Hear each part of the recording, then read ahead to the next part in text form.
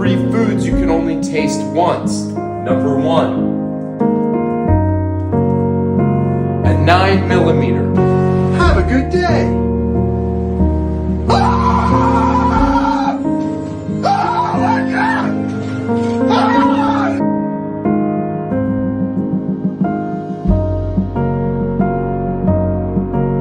I don't see the point of any of this. Yeah, I'm not really scared of battle. I fucking hope I get hit in the forehead with one of these. I hope a musket ball goes through my fucking forehead.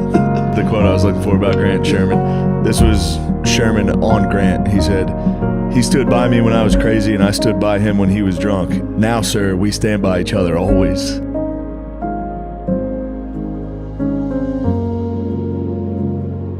Welcome back into The Door Report, episode 282 on a horrible, terrible, miserable Tuesday evening, September 17th, 2024.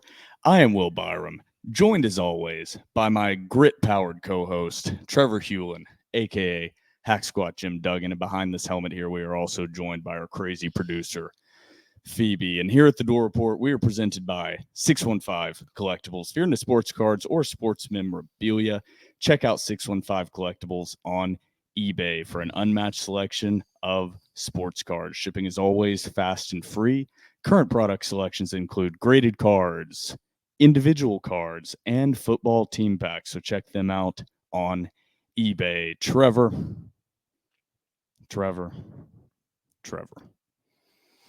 I thought about how I was going to open up this intro because I didn't just want to blindly go into it with a vibe check.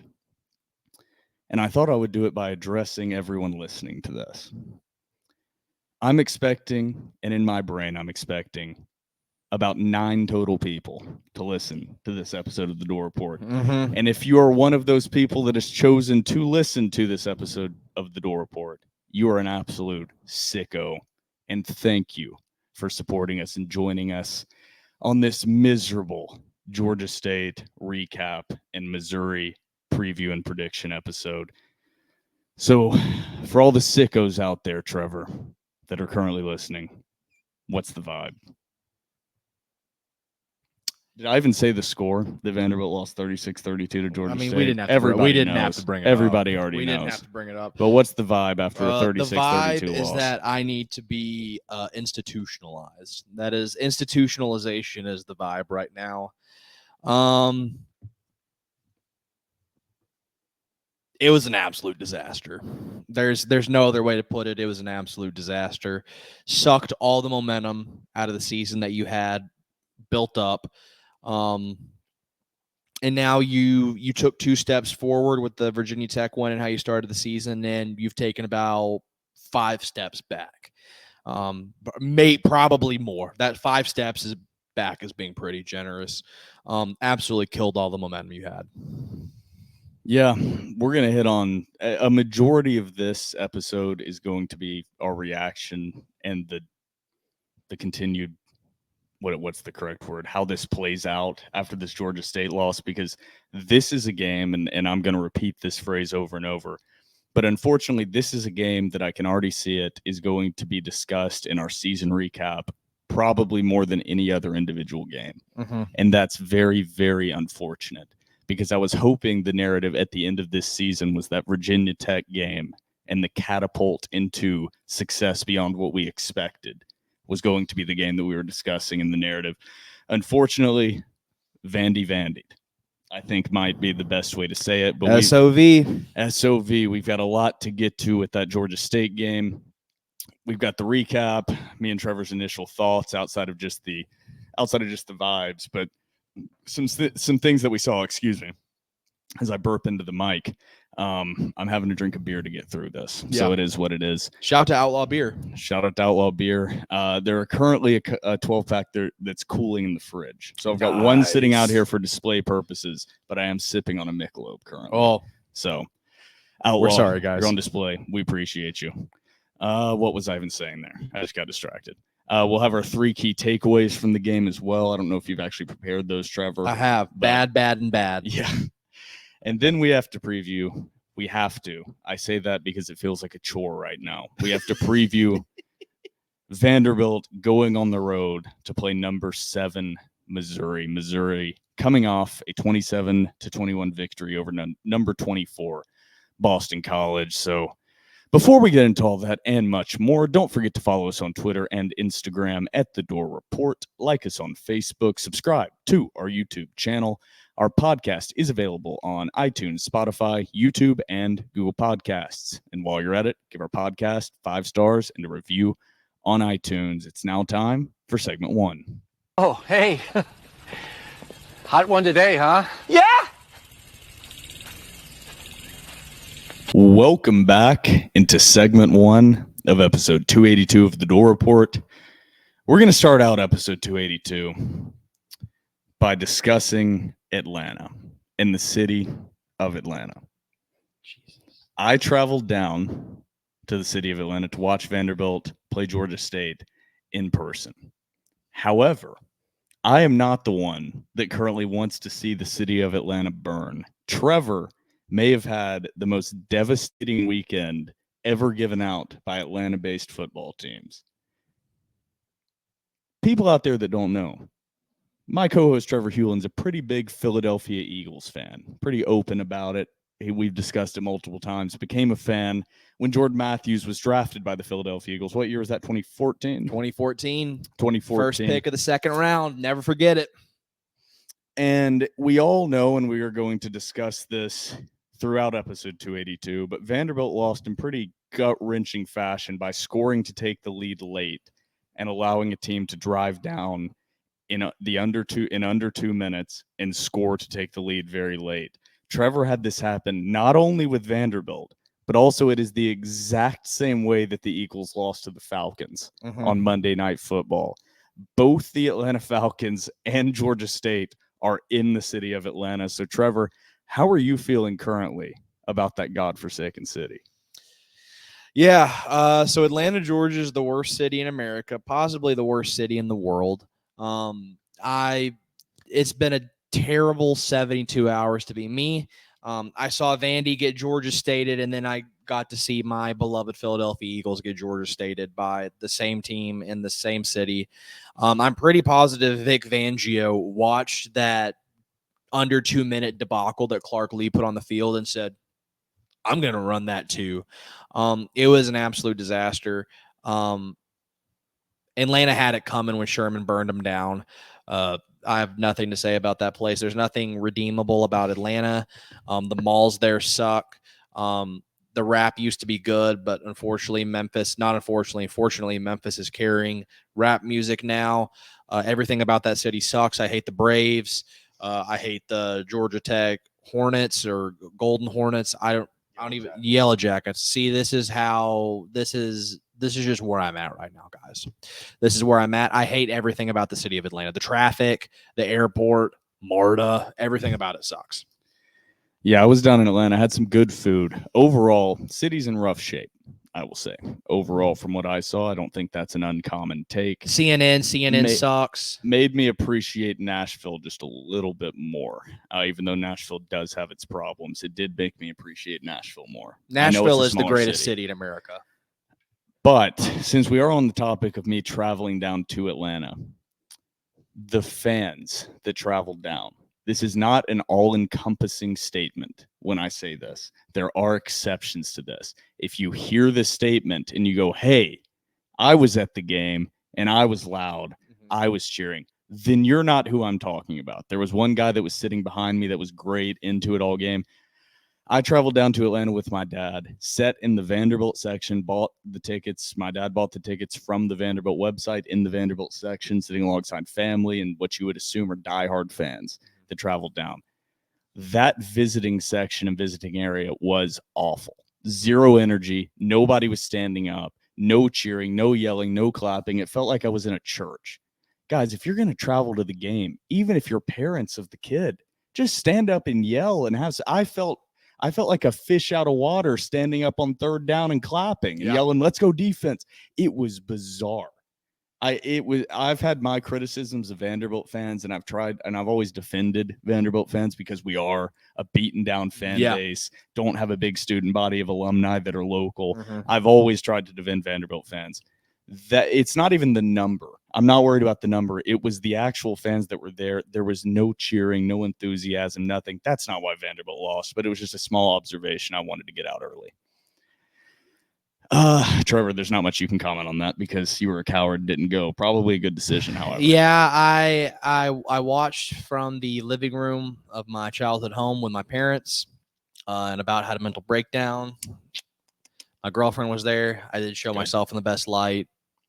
I hope she forgives me. We'll see. TBD. But she loves me still, or at least she tells me she does. Overall, though, great trip to Atlanta. Went to the College Football Hall of Fame. Great time with my dad at the College Football Hall of Fame. If you've never been and you're listening to this podcast, you are a big college football fan. If you've never been, it is worth a trip at some point in your life. Go on a weekend trip to Atlanta and visit the College Football Hall of Fame. They've added some new AI stuff where you have like an RFID chip badge as you go through and it automatically customizes stuff. Granted, there's not a lot of Vanderbilt history in there, so it'd probably be a lot cooler if you were a fan of a historic blue blood. But overall, the College Football Hall of Fame is an incredible mix of, like, I won't say boring, but the traditional historic stuff paired with some very interesting, like unique, kind of not hokey, but just fun stuff, like a college game day set. Yeah.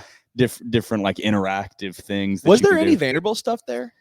Not like individually, but every team has like individual customized like information. See, that's interesting because, and I agree, like Vanderbilt is not a blue blood, but whenever you look at Vanderbilt Stadium, now First Bank Stadium, the first football stadium dedicated to just football, like that's pretty historic in the South. That's pretty historic. So I thought they would at least, I think also the first ever college football night game was at Vanderbilt. Yeah, but it was mostly like a majority of it is player based stuff. Oh. So there is history of college football and different things, but a majority of it is like rotating game use stuff. Like they have a display at the front that is all of the helmets of every single I've seen NCAA team. It's awesome. But then they also have a rotating display case of like games of the week. So how Alabama and Wisconsin were playing. Yeah. They had Derrick Henry's game used jersey, helmet, all this stuff.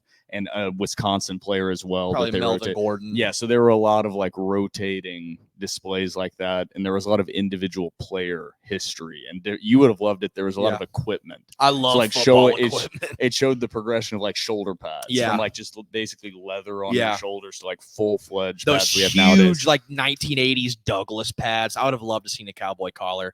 This will be the last question to ask about that. On the helmet wall, do they have? I'm assuming they had the updated Vanderbilt helmet to where it's the fat V, not the star V. It's the fat V, but it's the black fat V. Oh, so not the gold one. Gold helmet with the black fat V. Oh, so last year. Yeah, so last year. Oh, or I guess the year before last. Yeah. So it's up semi-updated because now they have the white V inside of the gold helmet. So we still have not seen gold helmets this year. We have not. We won't see them this weekend either. The rumors were the players like the vibes with the white helmets. We'll see if that changes. Well, they haven't announced it, but they're gonna wear those new all whites this week. Like it's just, I'm not breaking any news. Like it's the assumption we're making. Yeah, like open your eyes. They're gonna wear those new all whites. The new all whites with the gold numerals. That's the assumption of what they're gonna wear against It's Missouri. gonna be hard to see on TV. That's just my opinion. We'll see. That's kind of the least of my concerns at this point. So now that we've gotten the positives of my trip to Atlanta, and we started with a little bit of a positive vibe, now it's time to not have as much fun. We've teased Trevor about a heartbreaking 72 hours. Now it's time to get into this recap of Vanderbilt's 36-32 loss to the Georgia State Panthers. The freaking Reds also lost to the Braves tonight, too. So it's just like it just keeps happening. Yeah, and my co-ed softball team lost on Monday night, so I can't get a win to save my life. But God, we need something bad, dude. Brian Carlson, a writer for us at TDR, incredible writer, way too good to be writing for the Door Report. Should be writing somewhere real, big time. But Brian sent over an article that I posted. His first, I titled it, and the headline was "Same Old Vandy, Doors Lose to Georgia State."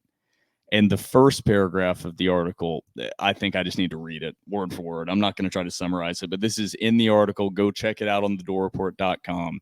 Brian does incredible work. Go check it out. But the first paragraph is, admit it. You saw this coming. You didn't want to.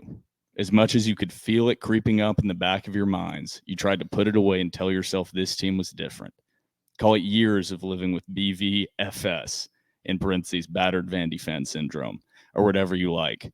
But that other dreaded acronym, SOV, returned at the worst possible time in Atlanta this weekend against Georgia State, parentheses, thank you, Derek Mason, and completely derailed what began as a promising season. That last sentence, completely derailed, I think is a good way to put what we saw. Yeah. You had a chance, and this might be hitting on keys. I don't care. We're going to repeat ourselves a few times. This might not even be that long of an episode. We'll see. Yeah. I guarantee, or I don't guarantee, but more than likely, it's not going to be the fire and brimstone I think people might be expecting. Yeah. If you want me to yell, then I don't But know what to tell you.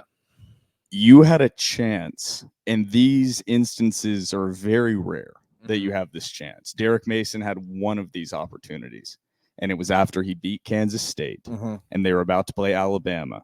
And he had an opportunity not just to have a good season, but to change the national narrative about Vanderbilt football. And he didn't even have to beat Alabama. Derek Mason they just had to play a competitive ball game on a national stage against number one Alabama and keep it respectable. And he failed, and it became a meme of Nephi Lalal saying, "You gonna learn how we play down here." And that became a meme, and Vanderbilt was once again a joke and a doormat. And you saw how the Derek Mason tenure basically went from there. Yeah.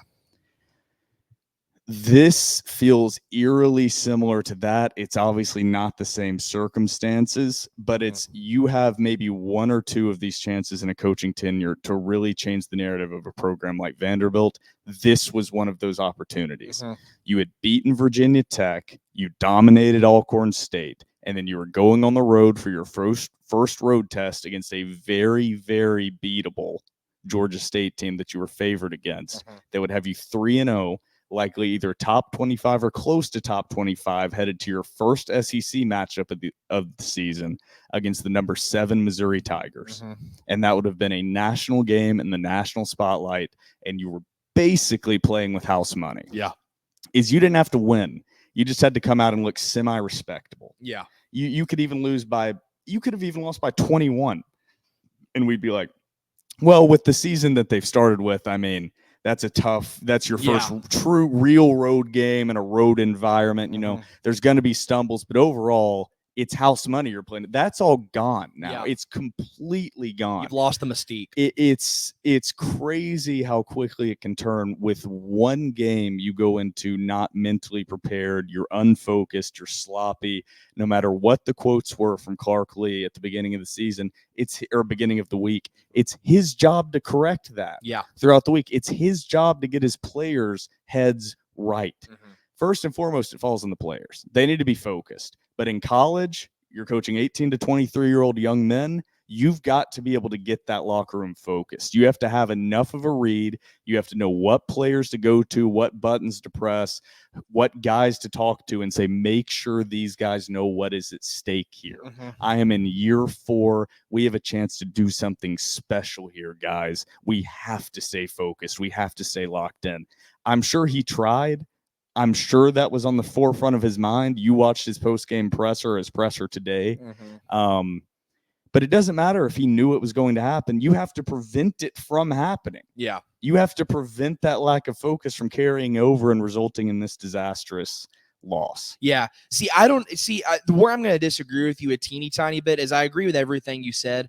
I think first and foremost, the not getting the players ready, I think that falls on Clark Lee more than it does the players. Well, I just meant at the end of the day, like there's some individual player responsibility. Oh, yeah, absolutely. Like you got to look at your captains. You got to look at Marlon Sewell. You got to look at CJ Taylor. You got to look at Diego Pavia and be like, hey, you're the leaders of this locker room. You need to help get these guys whipped into shape.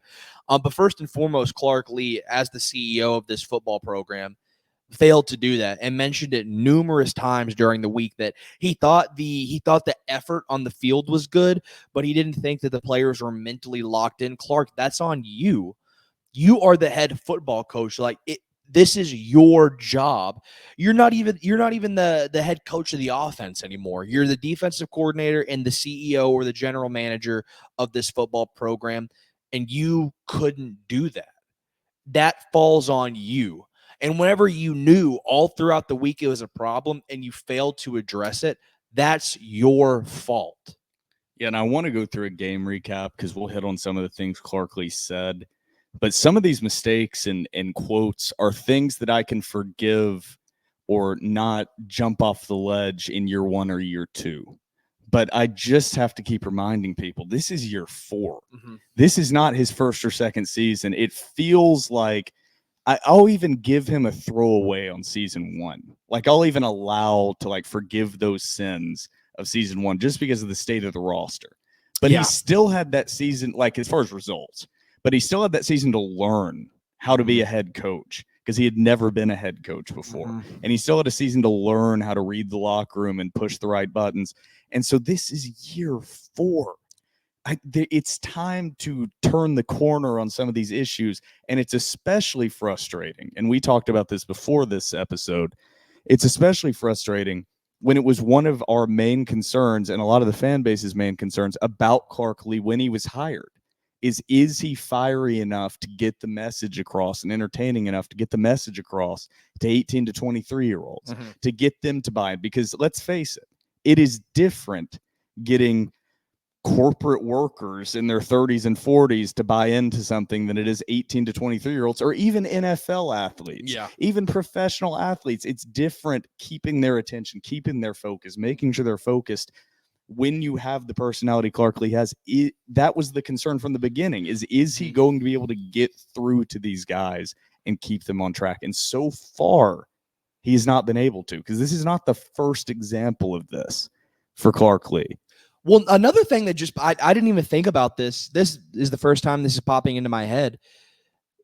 Clark Lee also has another experienced head coach that is on the team.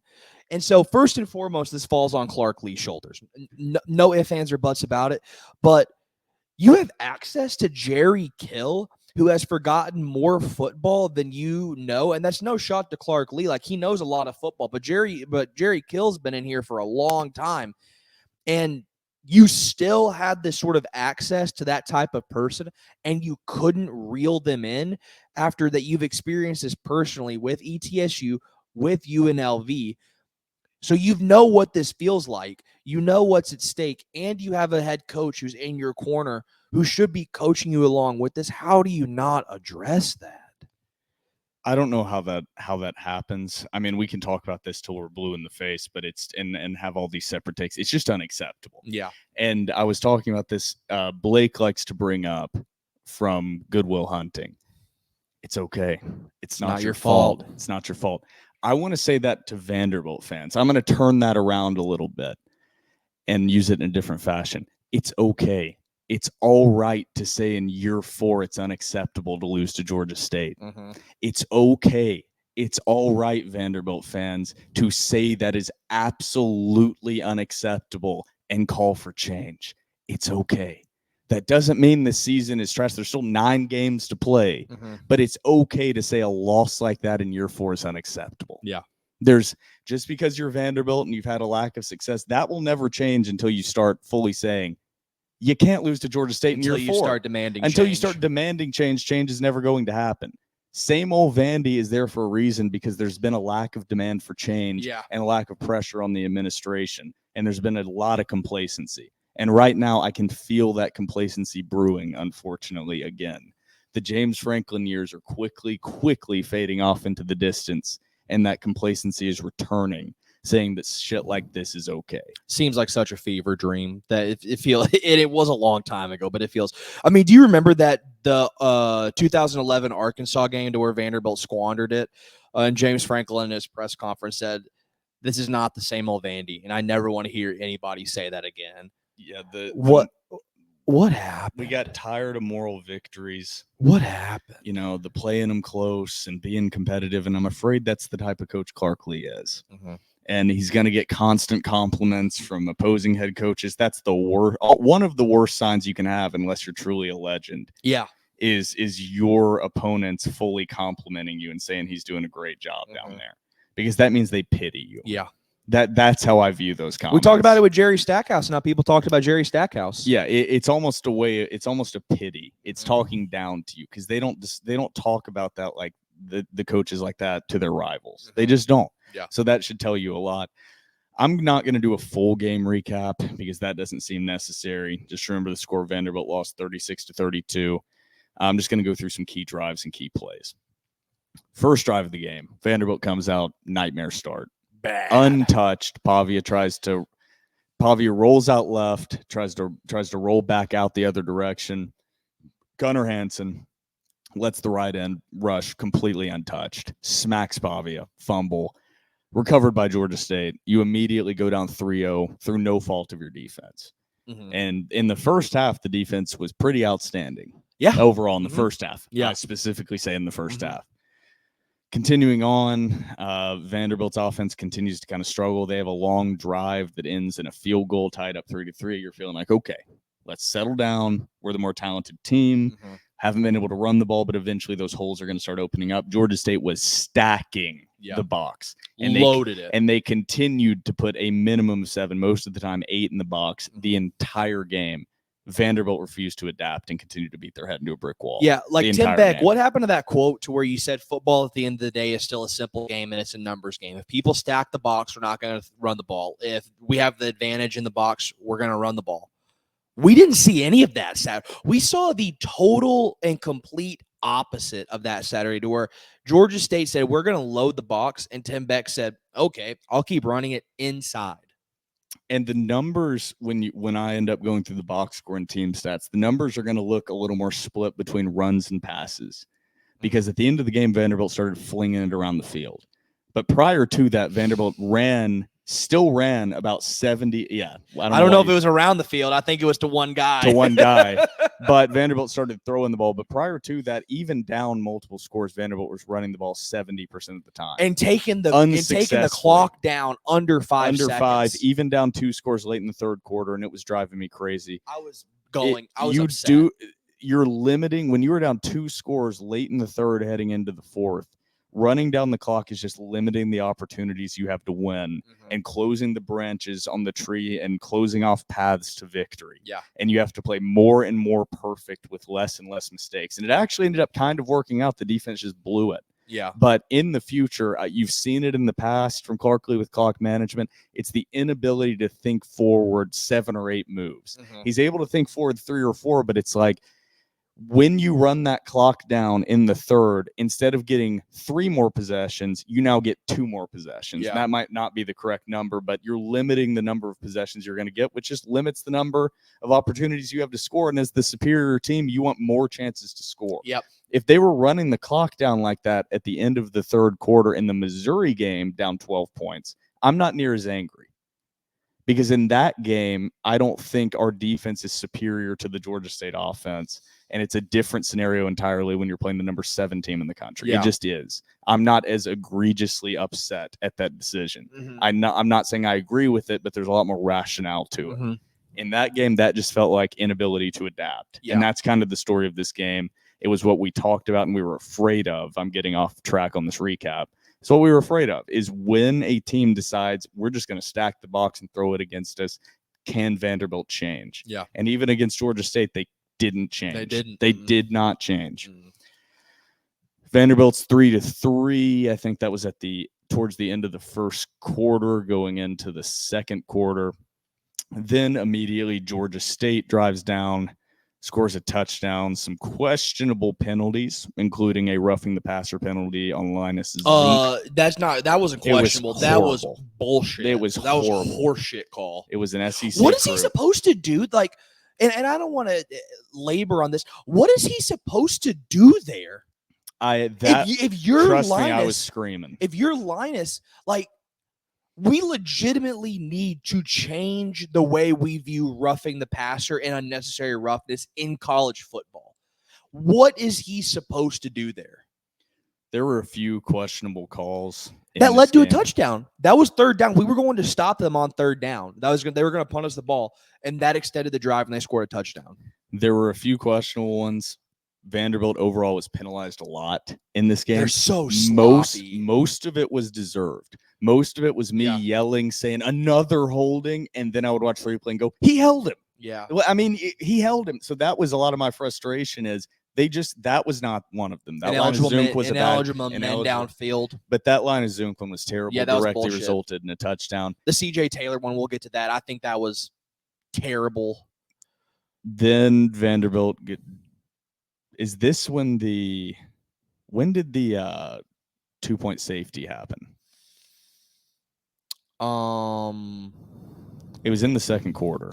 Yeah. It's messed up on here. Oh, is it? Yeah, it was, because it wasn't a real possession. It was In after between. It was Georgia right after he State's scored. first touchdown. Yeah, it was right after they scored. So it was directly the ensuing kickoff.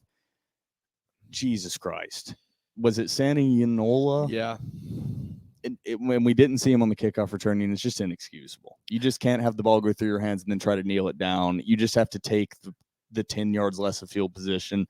It's not worth the risk. It's just guys making dumbass plays. And that's not even on the coaches. No. That's purely a guy playing at the SEC level. You can't do that. That's a game costing play. And I'm not defending him whatsoever, but I will say, like, there was a lot of discourse on Twitter and on message boards of people saying, like, that's not the rule, but I'm guessing it is the rule since they confirmed it. But like Brett DeLawyer said, like, on the replay, I don't know how good the screen was for you guys. He goes, it never fully went into the field to play based on what we saw. So we were like, they showed a replay on the video board, and the ball was clearly okay. See, we didn't get that. Clearly lifted up. It was over top of it, but it had clearly lifted up and rolled, and then he grabbed it. Okay, see, yeah, we didn't get that angle. It was the correct call. I wanted it to be the incorrect call so badly. It was when they said call confirmed or stands or whatever it was. There was no shock or yelling in my voice. No, even the Vandy fans that traveled that were passionate and yelling about calls and stuff, including me, we were not. They were like, yelling. that was a goof. It was just a bad mistake. Then Georgia State actually gets the ball, drives down, misses a field goal. Vanderbilt catches their first break of the game. So Vanderbilt's down 12-3. They then proceed to actually drive down the field, be aggressive, best pass of the game overall. This is the drive where they had it's not the drive where they had tempo. Yeah, it is. This was Pavia to Newberry on the edge. So they got the ball with 1:57 left.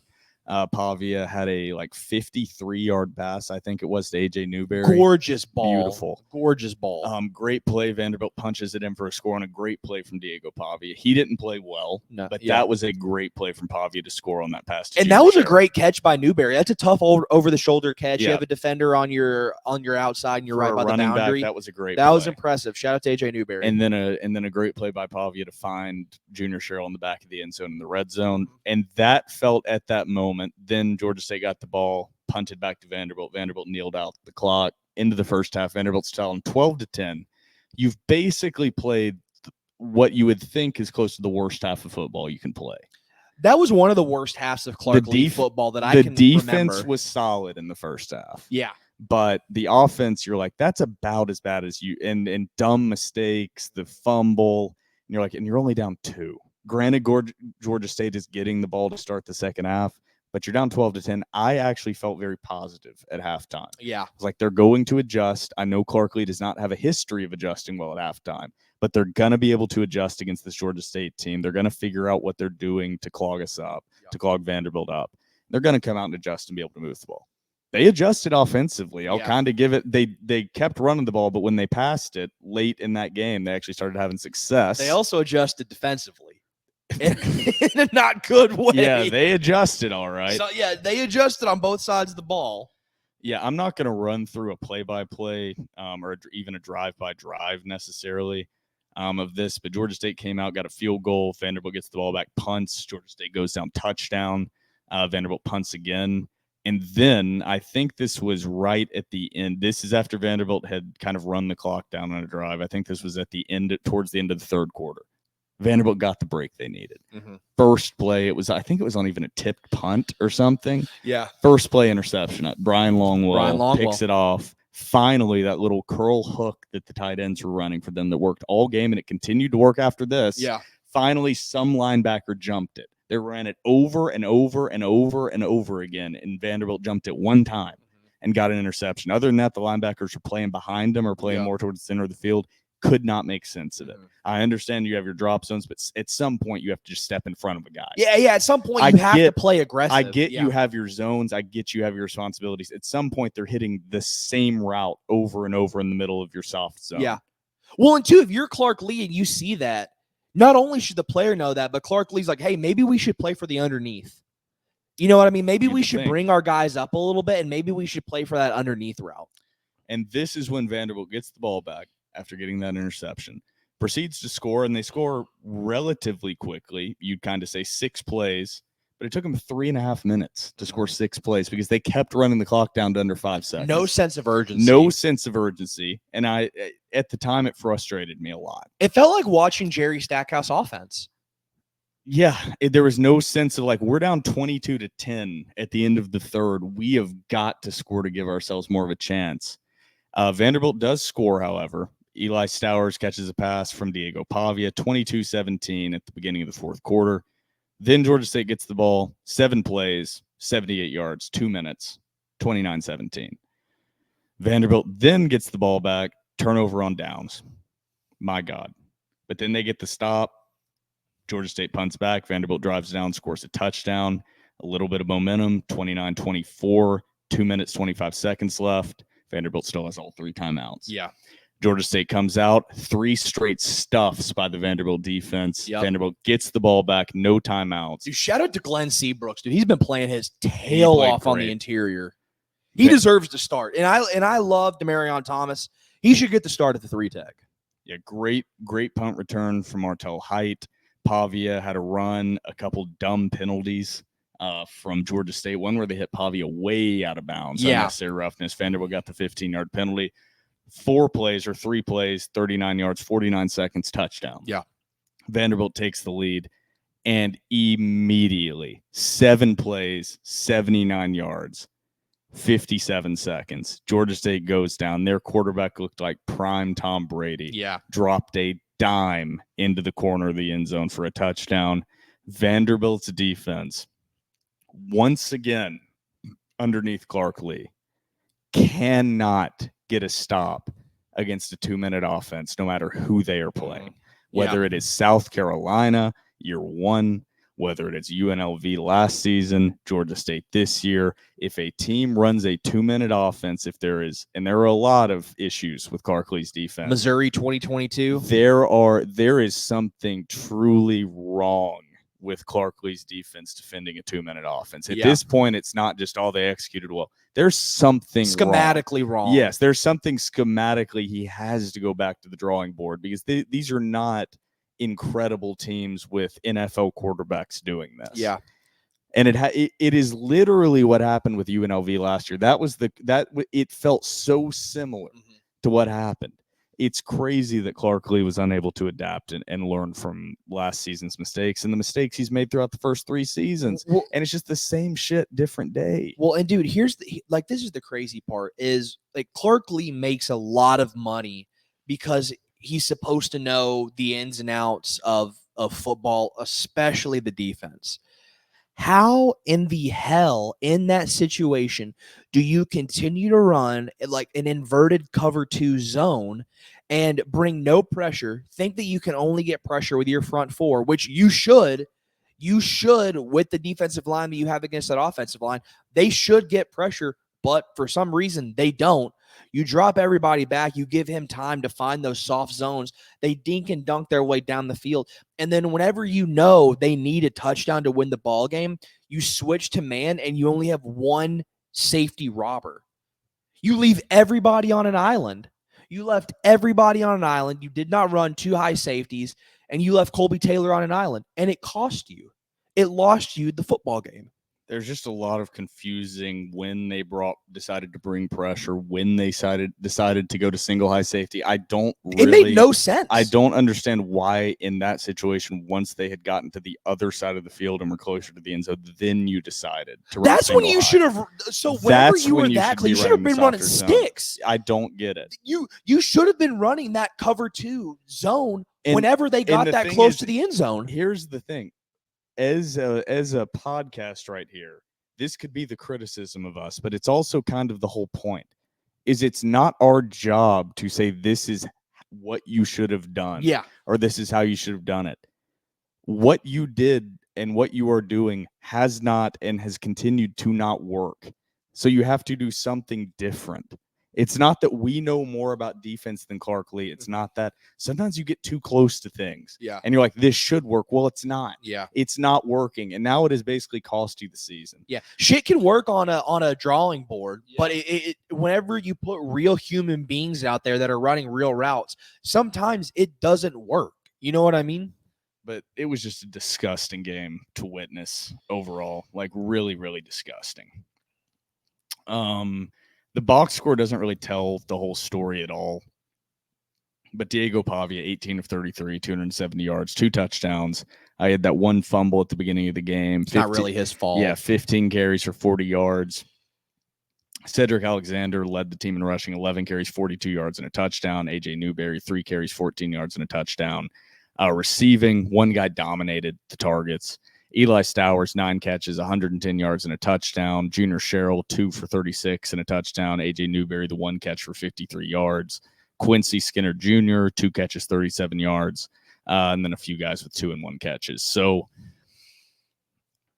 overall, and Vanderbilt also as a team only had 1 sack. I wanted to point that out as well. Even though Georgia State threw the ball a ton, 1 sack for Vanderbilt.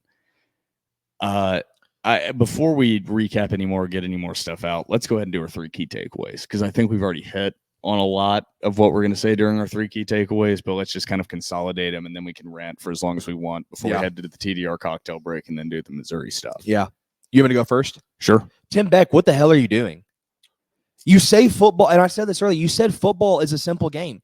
And it is a simple game. I totally agree with you. I think, like you said just a few minutes ago, I think and this is a byproduct of the analytics generation that we currently live in.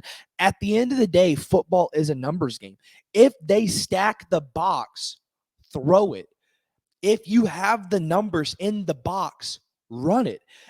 That's how there's only a couple things in life that are for certain: death, taxes, and if you have the numbers in the box, run it. If it's stacked, you throw it. Those are the only certainties in life. And he did not do it. And I thought, I get it. In our group chat, a lot of the guys, and I've seen this on Twitter and message boards, that the offense did enough to win the game. I do agree. I think that 36 points should win you a ball game. 32, I apologize. They had 36. 32 should win you a ball game against a Fun Belt team. But like overall, dude, the offensive game plan was just like, it was just it was boring, but like also it was so monotonous. And we keep hearing that like Vanderbilt has this like funky stuff that they can utilize. And like we've seen one trick play against Alcorn State. And are they trying to hide stuff for whenever they get into conference play and we're going to see more? Good enough to do that. Yeah, first off, you're exactly right. You're not good enough to do that. But like, are you going to open up the playbook, or is it going to be like this pretty new age triple option? Like what? You want to know this is my opinion. And I know you had a thought or a quote that like they really only showed a certain percentage of their plays against Virginia Tech. I didn't believe that then. I think this is just it. Like this is the offense. You think so? There is no adaptation. There is no this is the part. Most teams have their 100% playbook and they run 15 to 20% of their playbook 90% of the time. That's how most football teams operate.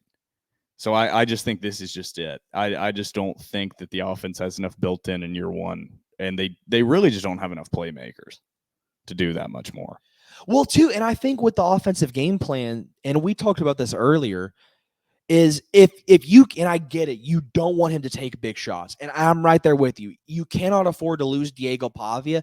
But this offense, the way it succeeds, is with Diego Pavia's duality. Like if he's, and I think you saw this against Georgia State, if he can't run as well, then this offense is done. And you saw that if you can't utilize his legs, you're toast. Because what won you that ball game against Vatek? His legs. Yeah, there were kind of rumors and different talking points. I don't know where I saw this, that Pavia was kind of banged up or whatever going into that game, so they wanted to avoid him getting hits. And my point to that is if he's banged up and can't run, then play Nate Johnson, because Diego Pavi is not a good pocket passer. He's a great improviser outside of the pocket, finding guys open, directing traffic. He's not a good pocket passer. That is not the strength to his game. He doesn't have great touch in the pocket. He's short. He's like 5'9", 5'10". He can't see over the lineman in the pocket. He has to roll out and use his legs, use that as a threat, make the defense account for him, get the numbers back on the offensive side. When he can't run, he's not good enough to be out there. Well, and this was against a Georgia State defense. Mhm. This is the worst defense outside of Ball State Vanderbilt's going to play the rest of the season. That's undeniable. Yeah, There's no SEC team that has less talent than Georgia State on defense. No, I'm just trying to go through. I'm just trying to think of who's the second worst that we're going to face this year. There's nothing even comparable. No. I know. I'm just trying to think of who the second worst is. My brain will keep spinning on that. Probably Auburn. I don't know. Yeah, probably Auburn, South Carolina. I wouldn't say Kentucky for sure. No, Kentucky's got a damn good defense. I think they're awful on offense. I think they have a good defense. Any defense that can hold a Georgia team to 13 points has some talent on it. They've got some guys on it. They just do. But yeah, that's I agree. I also really like that you brought up, even though I had the same issues, at the end of the day, 32 should be enough to win that game. My prediction was 38-13. I don't think mine was that far off. And Vandy scored 32. Yeah. And my prediction, if there was rain, which there wasn't heavy rain, but there was sprinkles, was 31-10. So Vanderbilt scored about what I expected.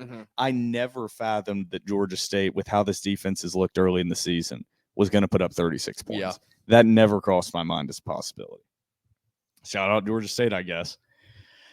So my key takeaway number one, this might kind of shock people, and let me get it out before you react too quickly. So, because it's kind of a positive takeaway number one. This is still the best team Clark Lee has had. By a lot. This is still the best team. However, this being the best team makes this loss all the more damning. Because this is the most talent Clark Lee has had. 53, I think it was, new players. 106 out of the 120 guys in that locker room are Clark Lee and Barton Simmons guys. And they have this talent they brought in. I didn't have extremely high expectations going into the season. I predicted 4-8 going into the year.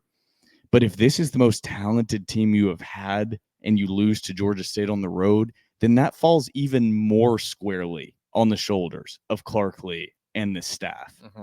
So that may sound like a positive, and I think it is a positive, because that's why I'm not throwing away the rest of the season. And it might be why I reacted so harshly with some tweets after the game about it being time to move on from Clark Lee. I'm still not 100% sure that where I stand on him, but I'm very much towards the side of it's time to move on. If you don't go bowling, you have to take him out. They're not going to, but it's time to go. It's too late to be losing to Georgia State. This was coaching malpractice. Vanderbilt 1-85 is so much more talented. This was schematic. Vanderbilt lost this game due to their coaching staff being outcoached. Yeah. And in year 4, that's pretty brutal to hear, considering it was a first-year head coach in Del McGee. Yeah. On the other side of the sideline. They got hired in February. So Vanderbilt, this is still the best team you have seen since probably 2018. This is still the best team you've seen since 2018, no doubt. That doesn't mean they're going to beat the win total from 2022, but this is the most talented team you have seen since 2018. That sounds positive, but really this is a criticism of Clark Lee. It's the most talented team you've seen since 2018, but that 2018 team was much better talent-wise. Yeah, definitely. So what's your key number 2, Trevor? My key number 2 is going to be the offensive line. I said my key number 2, my key takeaway number 2. The offensive line was objectively terrible. From left guard or from left tackle to right tackle, everybody had a bad game. Gunnar Hansen, and I'm a Gunnar Hansen truther. I love him.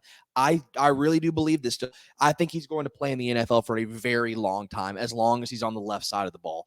I believe whenever he gave up that fumble, he was on the right side of the ball. He was at right tackle. Yep. Gunnar Hansen is not a right tackle. And so I don't get it. And shout out to Blake Fromming. I think you said, do you have what his quote was? Because you brought this up. Tweet. But just like overall, while you're looking that up, I'll keep going. Overall, the offensive line was just awful, dude. Like you should be able to impose your will on a Georgia State defensive front, and you did not have that opportunity. That ability. Yeah, it was Aiden Ruttman, who I think is a writer or the sports editor for the VU Hustler. He tweeted, Vanderbilt football head coach Clark Lee will address the media at his weekly press conference this afternoon. What burning questions do you have? And then Blake responded and said, what are the pros of using the strong guard / tackle scheme and switching them side to side? I truly don't understand the concept and do not see the benefits. Yeah. This is coming from a former Vanderbilt offensive lineman. Yeah. So this is not some random. Yeah. This is not you or me. This is not me or Trevor who did not play college offensive line coming in here and asking that question because we don't understand the intricacies of offensive line play. This is where it's good that there are former Vanderbilt players that are still interacting, because I would feel dumb to ask that question. I'd be like, man, maybe I know I don't understand blocking schemes, like really detailed blocking schemes. Like I know what a trap is, I know what a guard pulling is and those things, but I don't understand the intricacies. Blake does. Yeah. And Blake doesn't get it either, because that was a question or discussion point we had preseason. When we were previewing the offense, we're like, I don't really know what that does, but they're doing it. And now it's seeming like it's a bit of a problem and teams are adapting to it in some way. And that could be maybe what happened against Georgia State. Yeah. And just from watching this offensive line, I don't think it impacts the interior that much, because you do see that a lot in college football and even in the NFL is you'll switch your guards a lot if there is injury. And so that's very common. But like still, dude, even to this day, like switching tackles from left to right, that's tough. Like in the NFL, whenever your left tackle goes down, like the Eagles have done it a couple times to where Malata switched over to right tackle one game, and he's a damn good left tackle, and he got his lunch ate at right tackle. That's a big deal, because that was the giant talking point, and it's worked out for the Titans so far. Yeah. But that was the huge question mark and why some fans did not like drafting J.C. Latham. You had to swap sides with him, because he had to swap sides. He was a right tackle, and they assumed he could play left tackle because of his size and athleticism. But that's a big switch, and a lot of analysts were saying it's not that easy. Yeah, and they were saying, and the Titans kind of released saying, well, if it doesn't work out early, then we'll just leave him at right tackle, and then maybe he can grow and adapt. And it's like, that's a big deal, and they're just swapping every drive. They're doing it every drive, depending on what side of the field it makes. And I'm not knocking it. Like I wish Coach Klinakis would DM us and like explain it and be like, this is why, this is what I'm seeing, but I don't get it. And that cost Vanderbilt a turnover and points early in the game. Now that sucks, but overall, regardless, the whole entire offensive line sucked this game.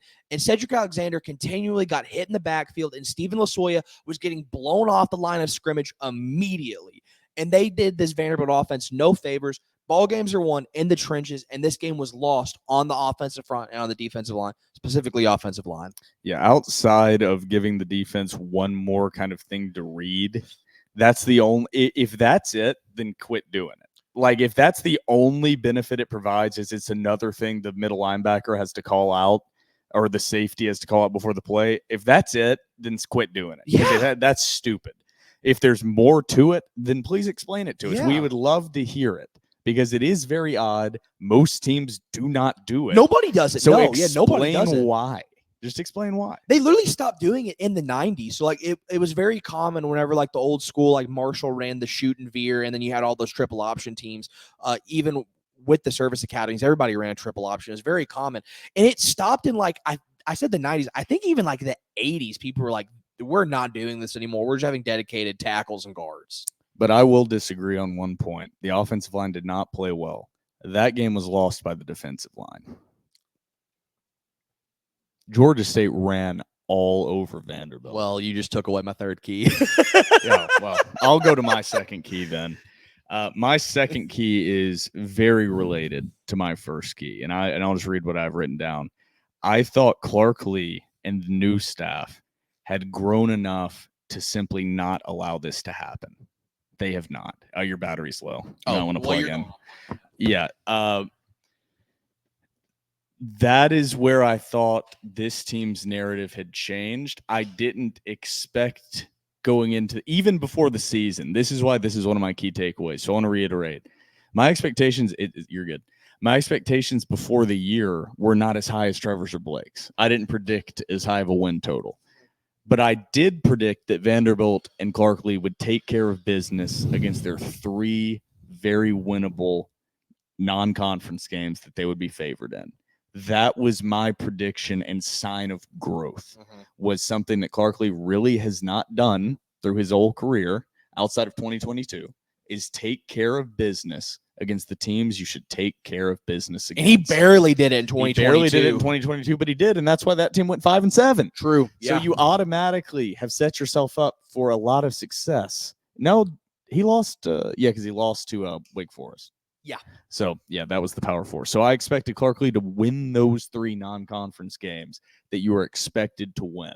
And that would show me that he is kind of settled in to the job. He's able to get the team ready to go and win the games you're supposed to win. And a lot of times at Vanderbilt, that's the key to success, is just you have to win the gimmies. You have to win the games you're favored in because you're only going to get 3 of them. Most years you're going to have 3 games you're a favored in, and you're going to be the underdog in 9. And to have a successful season, you have to upset 3 teams. Sometimes you won't even get 3. Yeah, so you better be favored. You better win the ones you're favored in. You have to. And I thought that Clark Lee had learned. I even said it. I was so confident that if there was one coach, if there's any benefit to what we have seen, I said this before the Alcorn State game, there's any benefit to what we have seen the first 3 seasons under Clark Lee that have been miserable, it is that he has learned his lesson, and you have to stay locked in for these opponents that are maybe less talented than you. And that is not what happened. They came out, and the analytics, I think there was a chart that shows if you beat yourself versus if you got beaten, and Vanderbilt had the biggest gap. The net offensive net ratings. Success. Yeah. Yep. I watched that game, however. Georgia State played a better football game on that day than Vanderbilt did. You can say Vanderbilt shot themselves in the foot, whatever. Vanderbilt didn't have 4 interceptions. They had 1 fumble and 1 safety on a kickoff. They didn't have a ton of turnovers. They had a few penalties, but Georgia State made 1 mistake the whole game. They outplayed Vanderbilt. I don't like seeing that chart, and I'm an analytics guy, but I watched every snap of that game, and it's burned into my brain, and I wish I could erase it. Yeah. Vanderbilt got beaten. Yeah. Man, I watched it. That was analytics don't put shoulder pads on. That was not some, like, I won't even say it wasn't a fluke, because it felt a bit like a fluke. Like, because it's not about who's the better team. It's about who's the better team that day. And Georgia State was the better team that day. They were better prepared. They played cleaner. They didn't have as many dumb penalties, and they executed a better game plan, and Vanderbilt got beaten. And you just have to take that square on the chin. And I think that's what I didn't like about that chart. But overall, I thought my key number 2 is I just thought, I don't even know if I believed that Clark Lee was necessarily the guy to bring Vanderbilt into semi-competitiveness, but I just at least thought he had grown beyond the point of losing to a team like Georgia State. Yeah. So my faith in Clark Lee and the changes in the staff, buddy, you better be getting that 3rd envelope prepared. I don't even remember what the 3rd envelope was. 3 envelopes. Yeah. The 3 envelopes. Yeah, I remember, but can you tell me the 3rd? Envelope 1 is blame your predecessor. Yep. Envelope 2, blame your coordinators. Envelope 3, prepare 3 envelopes. So that's where Clark Lee is right now. He's blamed his predecessor. That was 2021. Had success in 2022. Failed in 2023. Blamed his coordinators. Now, you thought you were going to have success in year 4, but it's looking like it's not trending necessarily fully in that direction anymore. So you're about to start opening that 3rd envelope if you make it to year 5, bud. Yeah. I'm going to look at what your 3rd key is, because I don't want to take yours since you took mine. All right, perfect. My 3rd key was going to be The defensive line absolutely got bullied. They got gashed on every single run play. We'll talk about that a little bit more, but I do want to go another direction. And this isn't necessarily a key takeaway from this game, but it's been a key takeaway from all 3 games so far is this team is incredibly undisciplined. The amount of penalties that Vanderbilt acquires so far this season has been astounding for what we've come to know as Clark Lee football. We can harp on Clark Lee all we want in his career at Vanderbilt. Typically, his teams do not commit penalties, and that is not the case this season. Vanderbilt continually shoots themselves in the foot, puts themselves in awful situations because they are a very undisciplined football team. And I said last week, I think that's something that you can fix. I know it's only 3 games. I'm not sure if you can fix it. Like, this might just be who you are at this point. You know what I mean? And so penalties, like, that is one of the reasons, because of schematics. I think another part of as to why Vanderbilt lost that football game was because they just made dumb penalties. Now, granted, a couple of those were kind of bush league, but for the most part, like, dude, holding an eligible man downfield, defensive holding, like, you should know better. You should be fundamentally and technically sound, and they're not. And that will lose you ball games, and it's part of the reason why they lost this ball game. Yeah. Can't really disagree with that. That's kind of perfect, just undisciplined. And then also, like you said about the run, I think both of those would have been good key threes. Yeah. I mean, they got gashed. Bullied. That was very disappointing to see, but I always get mad at people that discuss sports topics and have very lukewarm takes. So I'm going to try to have a real take here. And maybe I'll be proven wrong. I want to be proven wrong so badly on this. So gloat that I am wrong. If somehow they miraculously turn the season around, gloat in my face, and I'll gloat at myself right back with you. Mm-hmm. But my key takeaway number 3, and please prove this wrong, Clark Lee, please. My key takeaway number 3 is the narrative for this season is already written in week 3. The main storyline in this season, you already know how it's going to play out now, week 3. The reason that Vanderbilt fans got so excited is, even though there's always the fan optimism of, like, what if prior to the season, like, they could make a run and win these games and go 6-6 and go to a bowl. But it realistically was not really the most likely path. Mm-hmm. And then you beat Virginia Tech. And it changes. And it changed and you were like, oh, this isn't out of the realm of possibility anymore. And now, boom, the storyline is written. Vanderbilt starts out 2-0, disappointing loss to Georgia State, sets them up where now basically the path to a bowl game isn't impossible, pretty much. Yeah. I mean, they have to play perfect. It'll be a dogfight of a season. They only have 4 more winnable games on their schedule. Then they have to go perfect. I don't mean that. I hope I'm wrong about this, and they can pull an upset. They have 4 top 7 teams on their schedule and another top 15 team on their schedule in LSU. So I'm not saying they're completely unbeatable, but realistically, Vanderbilt has 4 more games. They even have a shot at winning the rest of the season. Ball State, Auburn, Kentucky, USC. Yep, exactly. So that's the frustrating part. I know most of my reactions have not been on the field based. It's just been overall narratives of the season, or like storylines of this coaching staff and where we're kind of sitting. It's not the nitty gritty of it, because this game represents so much more than just one game of, like, to me, than like, oh, the playmakers didn't make plays, or oh, this situation, the offensive line sucked. Like, this game represented the end of the Clark Lee arc. Mm-hmm. He's probably going to coach another season, but the chance for Clark Lee to be the guy to change things, this game ended that. Mm-hmm. And that's the part that, after the game, I was mad. I was angry that night for about an hour. And then I sat back down, and it just kind of settled in, like, this, it dawned on me, this is just it. It's the end of this, and it's time to start moving our heads in the direction of there's going to be a new coach in 2026. Mm-hmm. And it doesn't really matter this season. gonna be 4-8, 5-7 if you go best case, and we're gonna be sitting, oh, they went 5-7, just one more win next year. Don't mess up against Georgia State. Well, then you lose Pavia and Stowers, and then you have a full year of game tape on film, Quincy. and you lose Quincy, and one of the only playmakers you had on this whole roster is gone. I think you lose Cole Spence, possibly. Defense, You lose offensive linemen, you lose CJ, you lose a ton of talent across the board. And then they're probably going to plummet back down to 2-10, 3-9, and Clark will be fired after the 2025 season. And that's what's going to happen. And you can replay this in 2 years, and I will be right. Even if they win a couple games this year, and people go, "Ha ha! Look at you, Clarkley turned it around, and they won 2 SEC games." Like, they still went 5-7, and that's going to be the frustration. Now I have to sit here, and the realization dawned on me that night in the hotel room. Is I'm going to have to sit here and watch this slowly unfold for the next year and a half while Vanderbilt wastes time. And Clarkley does not have the personality or the salesmanship to turn a program like Vanderbilt around. I know he's an alumni. I think he could be a successful coach somewhere else. But at Vanderbilt, you have to be a showman, a salesman, a personality that people are attracted to like a magnet. And Clarkley just doesn't naturally have that.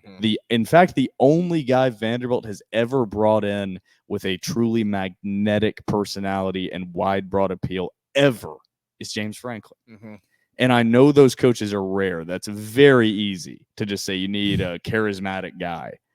But that's just not what Derek Mason was. That's not what Clarkley was. That's not what Bobby Johnson was. They were nice guys. They were ball coaches. They weren't douchebags, but they weren't charismatic. They weren't they didn't have that edge to them that you're like, I can see why a 4-star guy would believe in this. I can see why he would buy into this is different.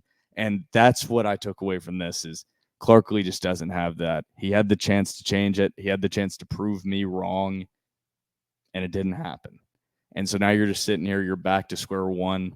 And it sucks. This is not where we wanted to be sitting, and this is not where we expected to be sitting after this game. Yeah, and you said you didn't listen to the post-game presser. Robbie Weinstein asked Clarkley a great question that Clark got very upset and very animated at, and it was a fair question by Robbie. Robbie brought up, does this remind you a bit? I'm paraphrasing. I'm probably going to butcher it, but basically, like, this had very much shades of the 2021 South Carolina game. This looked like the UNLV game last year.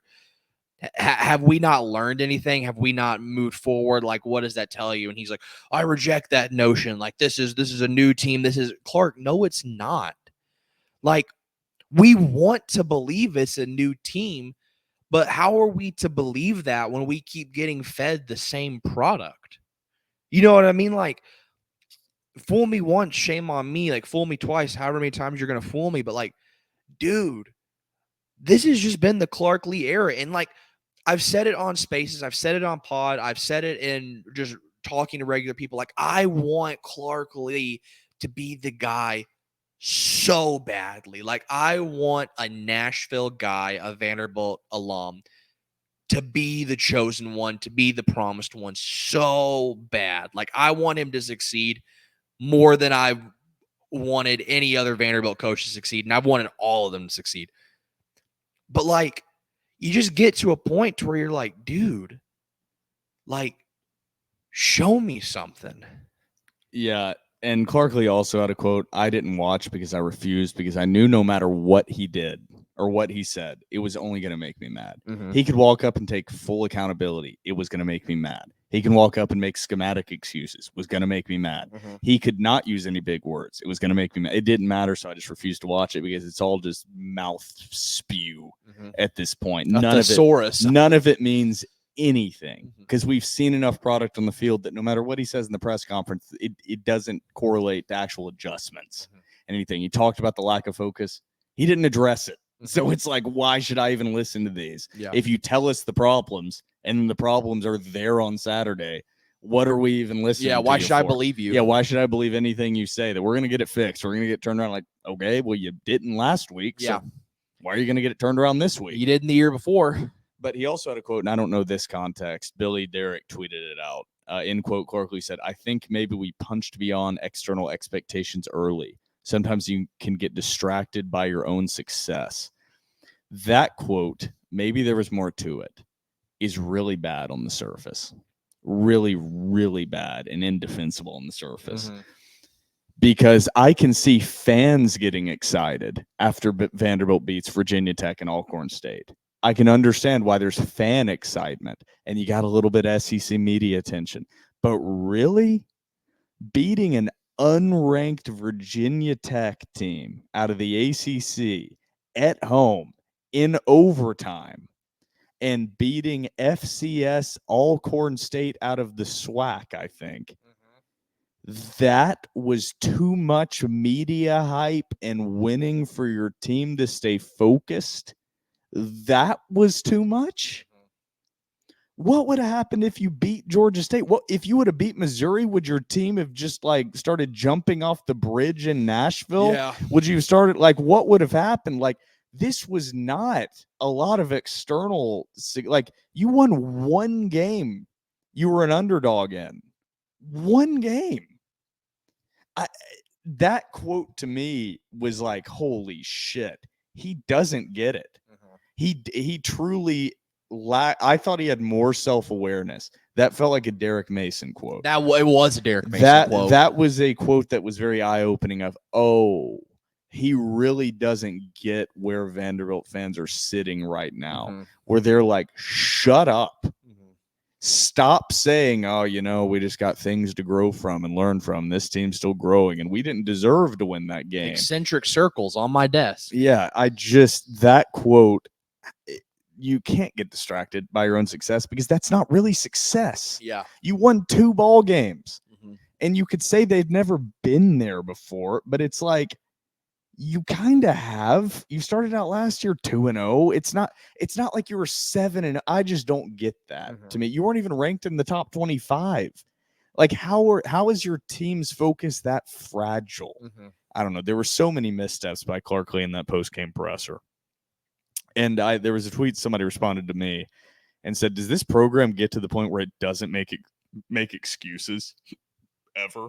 I don't think so. Nothing good comes from that. Ever. And it's like a form of cancer.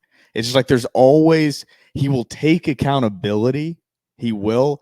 But then there's always another quote that's slightly glancing like, we had a lot of success early. So like maybe that got us unfocused, But that's the part I don't know how to read Clark Lee because at times he seems so plugged in. You'd think he understands the dynamics of Vanderbilt.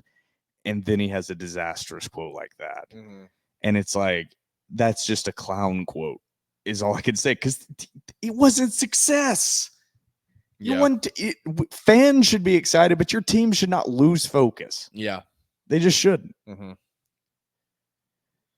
Anything else you want to add on the recap on Georgia State before we get to the Missouri preview? It's getting late here. I can't believe we got to preview Missouri. Yeah, I think it's going to be a pretty quick preview, and then we'll get to Missouri. our predictions. More like misery. More like misery, am I right? But let's go ahead and take the TDR cocktail break. I got to use the bathroom, and then we'll come back. It'll be a pretty brief Missouri preview, so grab yourself an ice cold beer. I'm sure you already have a stiff drink next to you, but grab yourself another one, and we will be right back after the TDR cocktail break.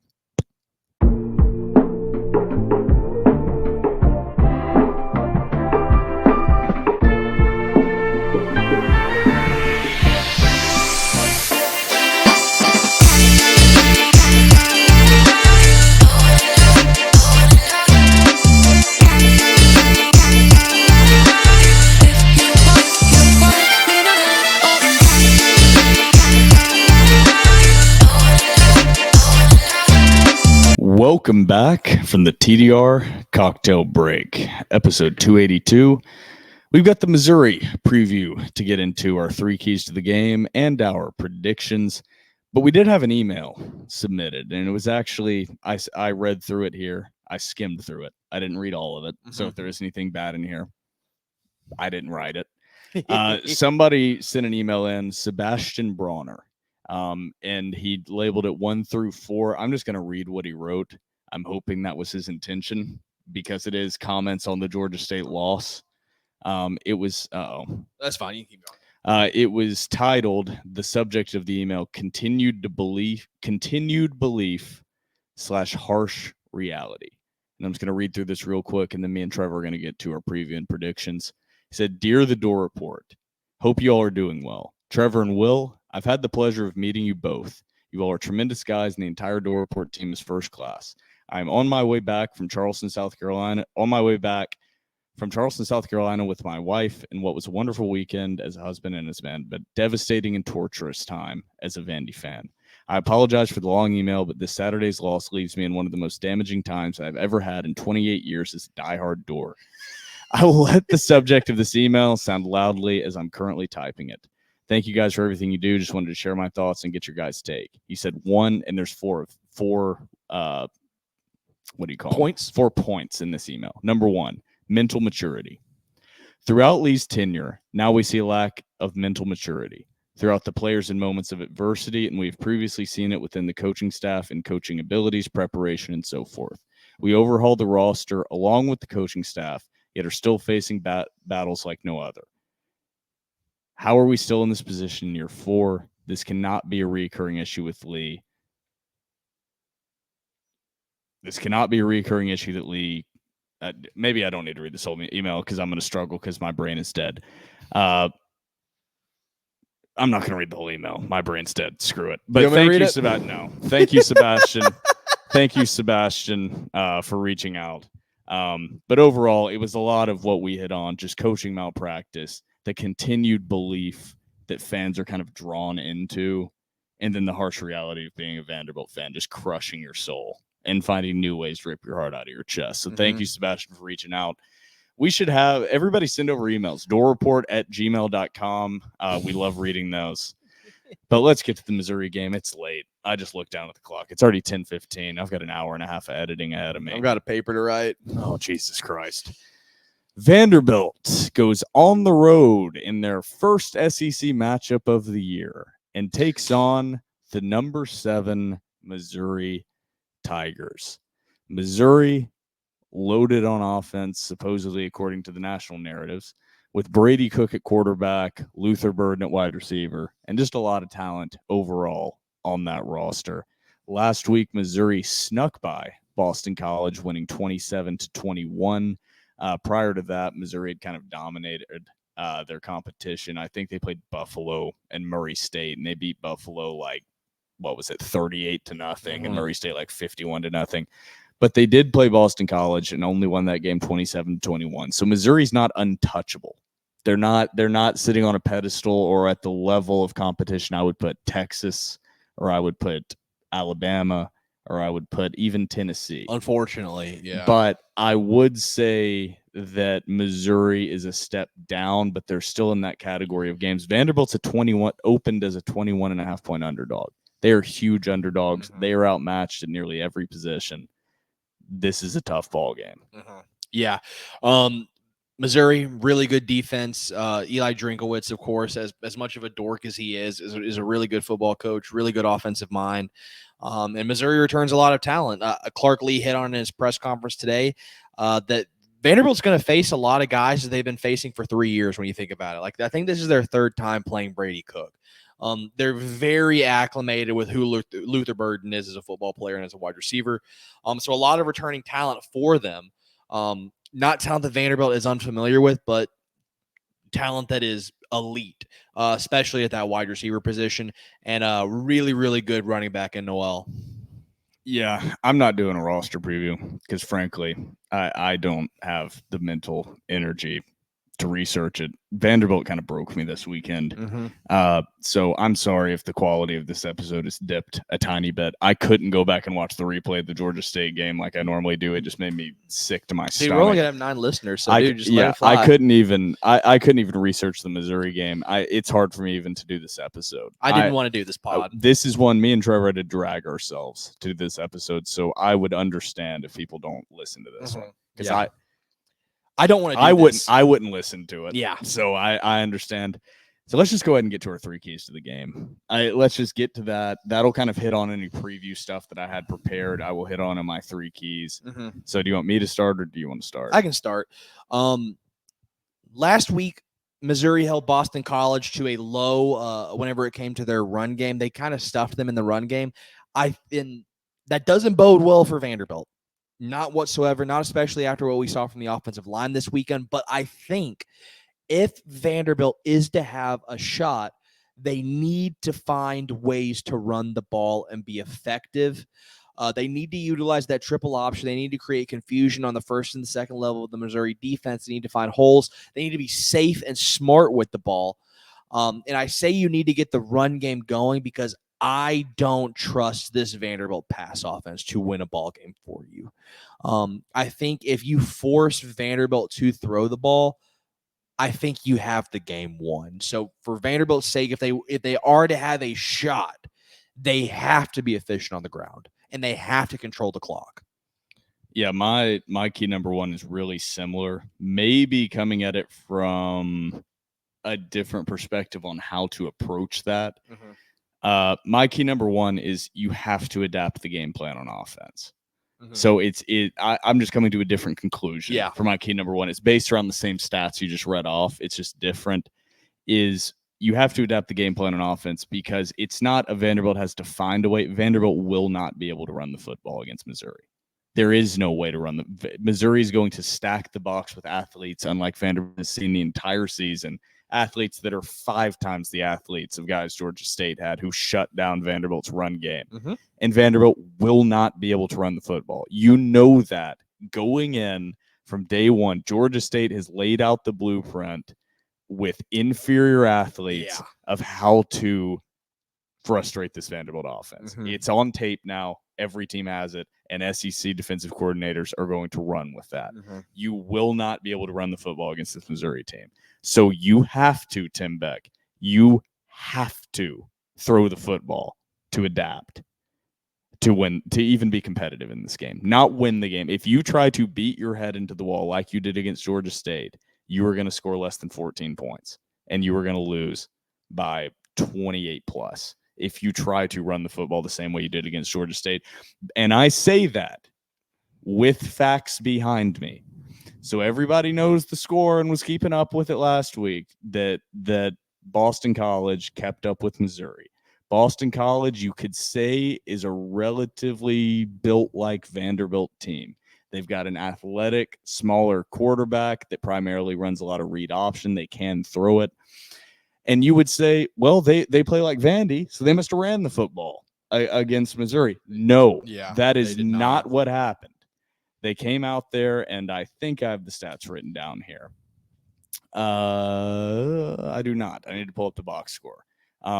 Missouri shut down Boston College's run game. Yeah, that's the gist of it. Held them under 50 yards. Boston College, 26 carries for 49 yards, averaging 1.9 yards per carry. Now through the air, Castellanos, the quarterback for Boston College, 16 of 28 for 249 yards, 3 touchdowns. Only 2 interceptions. Trevor has to plug his laptop in again. So you just read that box score and you think, well, Boston College is a primarily throwing football team. They need to do that to win. Well, we remember, or at least most college football fans remember, that Boston College beat Florida State early this season with Bill O'Brien as Boston College's head coach. Against Florida State, Boston College ran the football 52 times for 263 yards. This is a run-first Boston College football team, and they could not run it against Missouri, and they adapted, and that is why this game remained close. If they would have stuck with the same game plan they had against Florida State of we have to run this football, and that's how we do it, is we run this football, and we're going to run it against whoever we play, they would have gotten beat by 30. But Bill O'Brien is an intelligent head coach who had success in the NFL for the Houston Texans, and he adapted his game plan, and they were able to keep up with Missouri. I do not have faith Clark Lee and Tim Beck are going to do that. I think you're going to see what you saw against Georgia State, is beating your head into the wall and running the ball into stacked boxes and never taking the top off the defense. I don't even know if Vanderbilt has the ability to do that. That was going to be my question. I just think that was my number one problem with the team before the season. Was I don't think Vanderbilt has the capability of making big plays, and you can't win games with zero possibility of making consistent big plays. And so I don't think they have the capability to do it. I don't think Tim Beck has installed enough of a traditional passing offense. And I don't know if Pavi is able to do it. But to compete in the SEC, it's not you have to do it. You have to be able to turn into an offense that can throw the football. If you don't have an absolutely dominant Alabama style offensive line, which Vanderbilt will never have. So you can have your base offense be the read option, triple option out of the shotgun, pistol, whatever, but you at least have to have the ability to adapt to a defense that is like, we just can't move these guys off the line of scrimmage. So we're going to have to do something different. I don't think Vanderbilt has that capability, but that's my key number one. And that was you answered, but that was going to be my question to you is do you think they can? I think they have to try. Yes. I don't think they can. I don't think they can. Especially when you don't know what's going to happen with Stowers. Like, you don't know Stowers' availability this weekend. It seems like doesn't seem like he was locked on to Stowers this weekend. Targeted him a ton. Granted, he made a lot of big plays. But yeah, you're going to have to spread the ball around a little bit more because they're going to lock down Stowers, especially if he's not healthy with whatever he's got going on. My key to victory number 2 is Missouri. Primarily, they are a very, very, very, very, very balanced offense. So far, what we've seen through the season, very balanced whenever it comes to the run and the pass game. Specifically, though, in their passing attack, they can stretch the field, but they don't like to. In terms of, you're not going to see a lot of goes or a lot of deep posts necessarily throughout the game. What Missouri likes to do is 72% of the time, they throw the ball. Brady Cook throws the ball about, I think it's 7.7 yards, maybe even less than that. So they throw really short passes, and they let Weiss and they let Burden. I'm having a brain aneurysm. They let Burden get yak. So they let them work after they have the ball in their hands. If Vanderbilt wants to stop this offense, Vanderbilt is going to have to play very, very, very aggressive with their linebackers in coverage and their cornerbacks in coverage. You're going to have to jump a lot of those short routes and refuse to let Burden and Weiss cook you in those underneath routes and let them get space throughout the game. But also, too, if they see if this is just a good football coach, and Eli Drinkowitz is a good football coach, if he notices that you're playing those underneath routes, he's going to stretch the field on you, and he has that capability with Burden and with Weiss. So you're going to have to be sound on defense. You're going to have to maintain an aggressive level of play on the outside, especially on the boundary. But you're really going to have to stay sound, especially in your nickel whenever they're going to line up Luther Burden inside the slot. This is going to be a tall task for Colby Taylor and Martell Hyde and the whole secondary. Yeah, you got a little more specific on there. Mine is just a key I had last week, and they didn't follow the key. But it's got to be a key this week because it's basically what lost in the game. My key number 2, no turnovers / stupid plays. And because basically Vanderbilt only had 1 turnover against Georgia State, but they pretty much had 2. I mean, that safety on that kickoff was a turnover. Yeah. Basically, you lost a possession. And it was even worse than a turnover. And that was just a stupid play. There are also a couple other stupid plays, stupid penalties, illegal formations, just stupid plays you cannot have happen. And against an even better Missouri team, you cannot make the stupid mistakes. So I'm just going to keep it simple. This is a game where you can't just make one. You can make one maybe. But more than likely, in order to win this, you have to make 0. Yeah. You have to make 0, and you have to force them to make 2 or 3. Yep. You have to force them into 2 or 3 cataclysmic mistakes. Yep. My key number 3, sort of heading along what you just hit on, they have to stop with the stupid penalties. I know we keep hitting on it. Penalties can lose you ball games, and they have lost Vanderbilt ball. Penalties lost Vanderbilt this Georgia State ball game in part. They have to clean it up in terms of their formation, in terms of their technicality. They cannot keep having these stupid penalties. Now, granted, I'm not going to hold that roughing the passer against Linus Zunk. I'm not going to hold that targeting against CJ Taylor. those are ticky-tacky calls. Call those what you want. But in terms of the illegal formation, in terms of the ineligible men downfield, in terms of the holding, in terms of the defensive holding, Vanderbilt had 2 number zeros on special teams. That extended a drive. No, Was it not special teams? No, it was 2 number 29s. 29s. It was on the ensuing punt after the It was safety. Mirko and Capers. It was because because they ran out their normal kickoff coverage team, but you had the punter on the field. I forgot that was that. I mean this legitimately. I was furious when it happened. That was maybe the only time I can ever slightly excuse it. Now I will add on my huge issue with this in general is how many do you dress? Is it 85? Yeah. You dress 85. There are more than 85 numbers that are eligible to be worn. You shouldn't have one freaking repeating number on your entire roster. I am very adamant about this. That penalty shouldn't even be a possibility. 3 games, and we have now seen between Vanderbilt and their opponents. I love that you brought that up. I don't mean to interrupt your key. No, you're good. Is between Vanderbilt and their opponents. You've seen that twice in 3 games already. Did it, and it cost them. And I've seen it in other games, watching a lot of football. I've seen it across the country in college football, and it is literally happened in the Missouri-Boston It is college one of game. the only things you can point to and say the only reason that is happening is a pure ego trip from your player, that they want this number and that's their number and they're going to wear their number, even if it might cost their team. So stop having players wear the same number. Nate Johnson should not have the same number as Tyson Russell. Junior Sherrill should not have this. Well, there's no other number 0. But is Aeneas not still 0?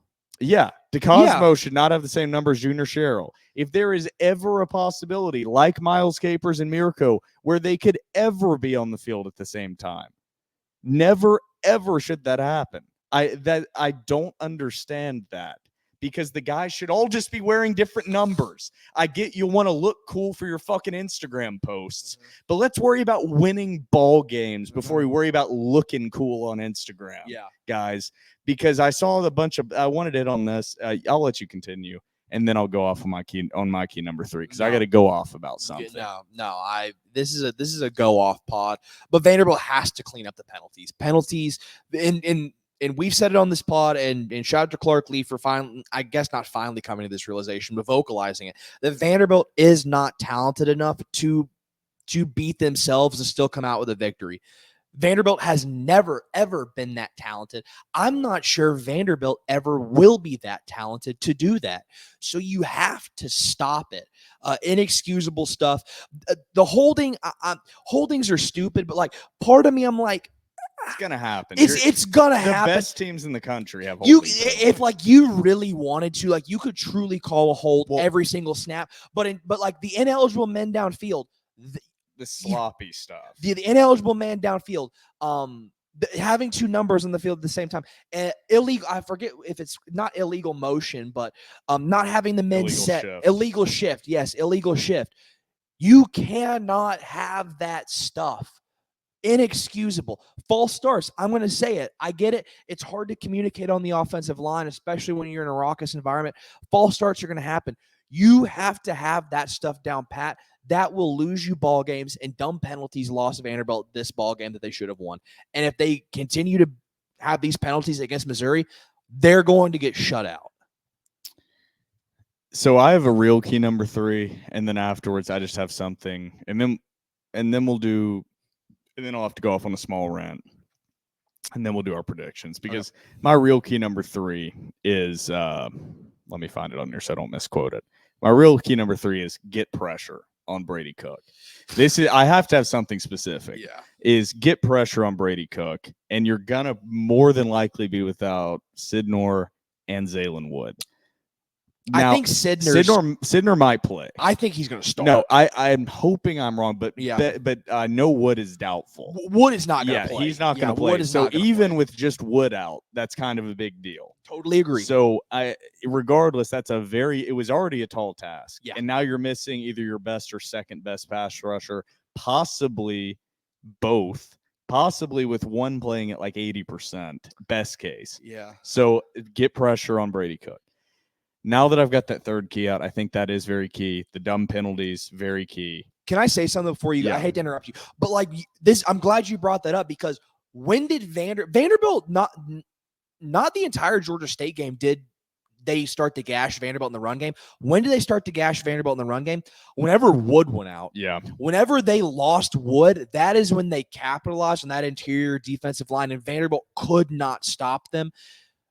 I think it's gonna be massive for them to get Sidner back. And something actually we've talked about it so much off pod that I think we forgot to talk about it on this, and this is gonna be a long episode. This happens all the time to where we just communicate and I just forget what to say. CJ Taylor knocked out of the game with a targeting penalty. Yeah. And is out the first half of the Missouri game. Stupid rule. You should not be punishing it. There should be an automatic review process for second half targetings, and egregious ones should stay in place, and non-egregious targeting penalties should not. Mm-hmm. The CJ Taylor one was very questionable. He led with his shoulder, but there was helmet-to-helmet contact. So I don't like that is targeting, but technically by the rule, it was. Mm-hmm. There was no malintent behind it. It was a bang-bang play, and he tried to make the correct play. Apparently, Vanderbilt's appealing it. My point is there should be an automatic appeal that is just reviewed. Kind of like how all scoring plays are reviewed. All second half targeting plays, they already automatically review targeting to confirm it. There should be a confirming process afterwards for all second halves that kind of categorize them in a way like, I'm not in favor of kicking guys out for the targeting penalty. There should be like remember the old school 5-yard face mask versus the 15-yard. Whenever you can determine if it's malicious or not. Still a penalty. Yeah. But it can still, you could even say it's 15 yards upon review. It's still a penalty if they confirm it. If it happens a second time, then you're ejected. It's just crazy with how fast the game moves. Yeah. That you can have a play like that is clearly Vanderbilt's best or second best player on defense, just trying to make a play on the ball, bang, bang, right when the ball gets there, and they're slight helmet to helmet. And now he has to miss the first half of next week's game. So missing CJ Taylor is huge. That was big on the last drive of the game. That wasn't the rant I wanted to go on, but we did not cover that. And it's kind of a big storyline. Huge storyline. My rant, not even rant, because I get it in a way. There were a lot of players that were tweeting out stuff after the game, like watch and see. I won't name individual players, but there were a lot of them. It wasn't just one or two or three. It was a lot. They're making Instagram story posts and different things. If you're going to see, minor setback for a major comeback, like we're locked in now. Stay on that side. Yeah, stay on that side. That's what I wanted to hit on. Stay on that side for the ones hating or saying stuff right now. I'm like, stay on that side. And I want to go, you're creating now a narrative. It's not, you haven't angered national media. It's not national media upset. You're now alienating your most avid supporters for the most part with tweets like that. And they want you to succeed. Yeah. They will jump back on your side if you succeed. You don't have to say stay on that side. And also there's like some weird lack of awareness there overall, where you have brought in a lot of new guys and they don't really understand how the SEC works. And there are even guys on the road that tweeted it that do. But it's like, this just isn't a game you can lose. Yeah. As Vanderbilt. So all that stuff is great. Like if you had lost a tight one to Missouri and then you put that out, or you lost in a blowout to Alabama, you lost to Missouri, and then you lost in a blowout to Bama, and they say, and then those tweets start coming out. Stay on that side. You'll see, and you're 3-2. I get it. But after this game, is this one that you're like, the fan base is rightfully mad at this. They're rightfully upset at the performance they saw. I haven't seen anything that I would consider blatant overreaction. No. Like fans tweeting to fire Clark Lee is not an overreaction in year 4 after seeing what we saw last year going 2-10, losing to UNLV, and then in year 4 coming out, exciting start, and then you lose in the exact same fashion again to another G5 team, the exact same way on the road. It's not an overreaction. This isn't unnecessary hating or anything. This isn't even, and I get Florida State fans being mad at Mike Norvell. Like, I get it. Oh, totally. I totally get it. 0-3. Like, I get it. With that type of talent. But it's not even like that. Yeah. Like, at least you could say, hey, guys, we went 13-0 last year. Like, I know 0-3 is horrifically disappointing. But guys calling to fire him, I'm like, he just went 13-0. Like, I get it, but you're going to have a down year. The transfers didn't work out this year, Florida State. Yeah. You'll be back next year with a bunch of 5-star transfers. Yeah. So the disconnect of the players is a little concerning. Of guys, these are your diehard fans, man. Don't say stay on that side. Like, you need to be tweeting like, we will be back and better, stay with us. Yeah. Is if they would have put those, stay with us, we will be back. Stay with us. Like, that's what I wanted to see. And instead, they've created not an us against the world, an us against our own fans in a way narrative. And I don't know if that's good bulletin board material. Yeah. A fan base that would do anything for just 500s. Like, and Bruno Reagan brought this up on our spaces after the Va Tech game. He goes, you could, he's like, we kind of joke about it, but like, he goes, I come into these Twitter spaces. He's like, it's not like our teams were great. We went 500 and people talk about us like we're gods. Like, people treat us and talk about us like we're heroes, and we went 500. Like, there is not another fan base in America that is itching for just like a drop of success like Vanderbilt fans. Like, no, I'm legitimately, all says, if they went 6-6, we'll be like Randy Fournette. I will build a statue of you. There's also something that's different, and it's part of it is some of these guys haven't been a part of it. Yeah. But the fans you do have remaining for Vanderbilt are not fair weather, like these are people that truly have seen it all and have stuck with Vanderbilt. And to say stay on that side as a guy that's been here for 2 years, I'm like, you've seen not even a glimpse of this program. Like, it's very insulting to the people that are still showing up and supporting you to be like, stay on that side. I'm like, you don't have enough fans to be alienating that way, man. Like, you're going to have nobody showing up because I would say 80% of the fan base is pissed off. Maybe 98% is pissed off at what they just saw. So that's my small rant. I don't like attacking players because I get the player mindset is very different. Yeah. And you have to stay locked in and kind of be that way. But at the same time, man, it's the same as Carkley. You got to have a little more self-awareness. Yeah. Like, I love that FU attitude, but like you said, like, you read the room. Yeah, it has to be targeted differently than that. So let's get to our predictions because we need to close this out. I'm tired. We're almost at 2 hours. All right, Trevor. You want to go first or me?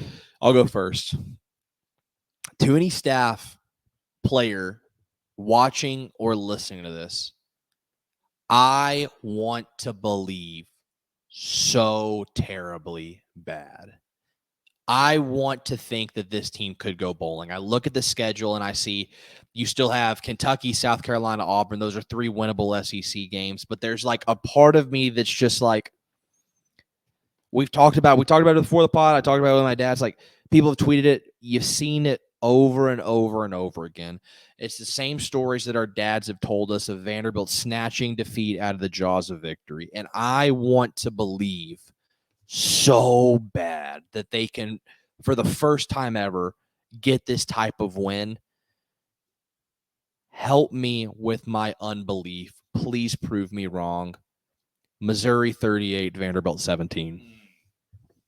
I want to pick a win. So, guys, I am fighting. I am in a war with myself. I want to say Vanderbilt gets the upset so bad.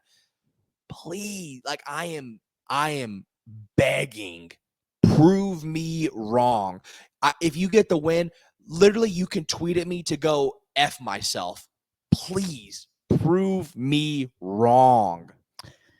38-17. So you're basically exactly on with Vegas. Because I think that line has even shifted. Vanderbilt started as 21.5-point underdogs. Dropped a point. Now they're 20.5. So you are literally right there with Vegas at 38-17. My prediction has zero logic behind it. My prediction is based on watching Vanderbilt my entire life and being a fan of Vanderbilt football and never missing a game. I think after the Georgia State performance that we all as fans witnessed, that Vanderbilt is going to come back and play a hard, scrappy, tough, well-executed game against Missouri, and they are going to play them hard as hell. And it's going to be a tight ball game. And Vanderbilt's going to lose. And we are going to look at each other and we are going to say, if Vanderbilt would have played 50% this well against Georgia State, they would have beat them by 14 plus. But they didn't. And they lost to Georgia State. They are also going to lose to Missouri, but in a better performance. Missouri 38, Vanderbilt 24. I alternated between Missouri 38, Vanderbilt 28, but I'm sticking Missouri 38, Vanderbilt 24. I think Missouri will score a touchdown relatively late. I think it'll be like 31-24. Vanderbilt kicks a field goal to cut it to 7, and then Missouri closes it out with a touchdown. Vanderbilt gets the ball back, sputters. So that's my prediction. I think Vanderbilt will play well. They will play better. You will be sitting there saying, "Damn, if they had just beaten Georgia State, you'd be feeling really, really good right now." But unfortunately, they snatched defeat from the jaws of victory, and you're going to be sitting at 2-2 with Alabama at home on the horizon, saying you're going to be 2-3. So that's my prediction. So you're 38-17, Vanderbilt loses. I'm 38-24. Please, Vanderbilt, prove us wrong. Pull the upset. Get us back on board. Believe. You asked me the question, are you all the way back if they beat Missouri? I said I am 98% back to where I was before the Georgia State game if they beat Missouri. It will be probably. He's getting teary-eyed thinking about a possible win. Phoebe's hair is choking me up. I'm getting – I forgot even what I was going to say. But this probably will be or would be the best win in Vanderbilt football history. If they went on the metrics, it would be the best. If they went on the road and beat a top 10 team. They've never done it. The only reason it only gets me 98% back, it's maybe a different kind of back than what I was, knowing they have the potential to do that. But I had confidence that Vanderbilt had grown and this roster was talented enough that they could not lose, or that was almost an impossibility of losing to Georgia State. Now, and I thought their floor with Clark Lee and Jerry Kill and Tim Beck was like a 4 or 5 out of 10. And that's what good teams do, is their floor is very high, is they always come out and they always play at least a decent ball game. So that's why I'm only 98%, because now you know the ceiling is beating number 7 Missouri, but the floor is going on the road and getting dominated by Georgia State. Yeah. So that's where I would sit. But yeah, I think we're both predicting losses, unfortunately. You thought I was going to predict a win. I was actually thinking you might. I really thought you might the way you were talking, and I was going to criticize you for it. I'm a puppeteer. Little did you know, I'm actually using my prediction as motivation for the players that watch Good. this. Make it bulletin board material. Yeah, I don't believe in you guys. I don't think you guys are dogs. I don't think you guys can pull this off. Y'all suck. Prove me wrong. But we will tweet out tomorrow asking for everybody's predictions. Tomorrow or Thursday, we'll tweet it out asking for everybody's predictions. I meant to do it today, but forgot until it was too late. Trevor, anything else you want to add? Because I want to get this thing edited. I'm tired, brother. Yeah, I got to go write a 5-page paper. Oh, that sounds so fun. I'm sure that paper is going to be beautiful. So for myself, Will Byrum, and my co-host, Trevor Hulan, this has been episode 282 of The Door Report, powered by 615 Collect.